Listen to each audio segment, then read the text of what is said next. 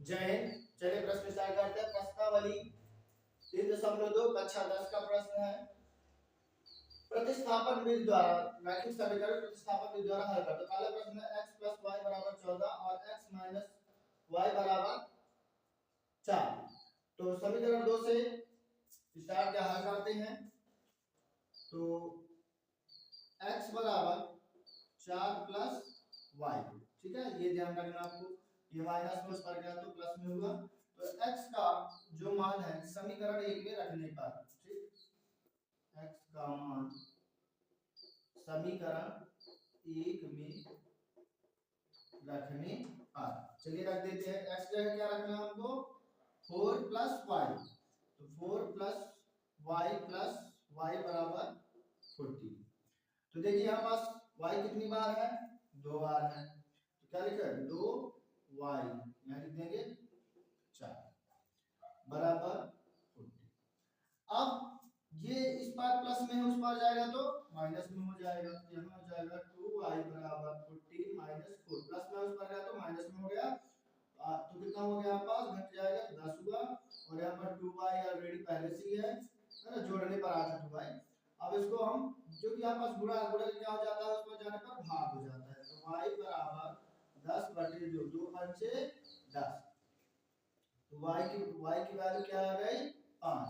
अब जो 5 है उसका मान कहाँ रखने पर, ये जो अभी निकाले ना x का, उसमें रखने पर रख देते हैं। तो x बराबर 4 + 5, ठीक है। तो x बराबर 9, ये हो गया आपका आंसर। y की वैल्यू क्या है आपकी 5 और x की वैल्यू कितनी है 9, ये हो गया आंसर, ठीक है ना। ये मान रखे ना, x बराबर 4 + y, तो y की जगह क्या रखा हमने 5। तो इस तरह सॉल्व किया जाता है प्रतिस्थापन विधि द्वारा, ठीक है। दूसरा प्रश्न हल करेंगे अब।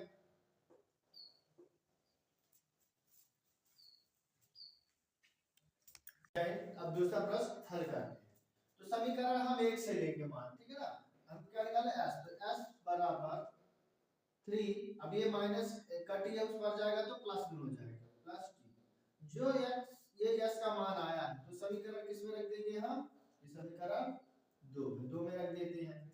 तो क्या हो जाएगा, s की जगह क्या रखना है आपको, 3 + t। तो लिख देते हैं 3 + t अपॉन 3 + t/2 = 6।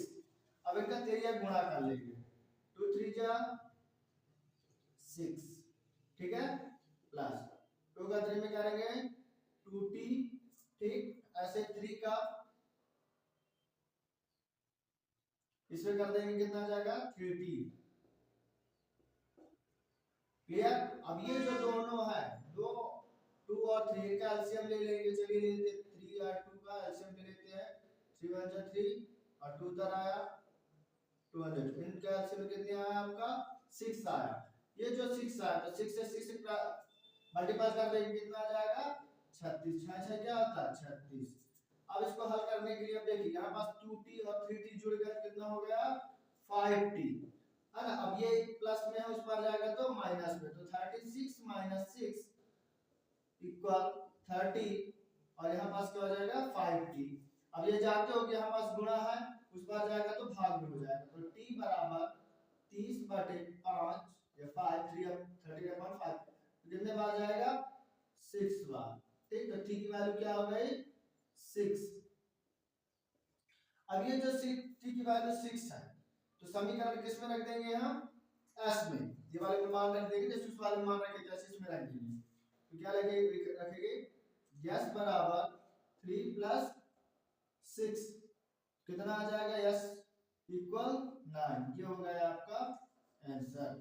तो इस तरह सॉल्व किया जाता है। सबसे पहले हमको समीकरण 1 से s का मान करेंगे तो क्या आ जाएगा, प्लस है तो उस पर जाएगा तो माइनस हो गया। और जो s का मान है वो समीकरण 2 में रख देते हैं, ठीक है। तो ये रख दिए। अब तिरिया गुणा कर दें। 3 का t में करे, 2 का 3 में करे, 2 3 जा 6, फिर 2 का t में करे 2t, अब 3 का t में करे 3t।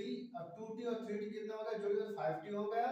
और ये 6 प्लस में है, उस पर जाएगा तो माइनस में हो जाएगा। अच्छा, यहाँ पर जो लघुत्तम समर्थक लिए थे ना, इनके गुणा किए किससे 6 आया। 2 और 3 का लघुत्तम समर्थक कितना आया था 6 आया था।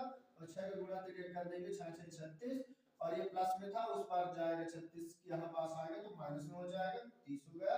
और ये 5t का है तो 5t है तो गुणा है, गुणा में क्या हो जाता है भाग, तो भाग से 5 6 का 30 ये होगा 6, और t का मान हम समीकरण इसमें रख देंगे 1 में, क्योंकि एक ही समीकरण हमने बनाया है तो t की जगह क्या रख देंगे हम 6 रख देंगे।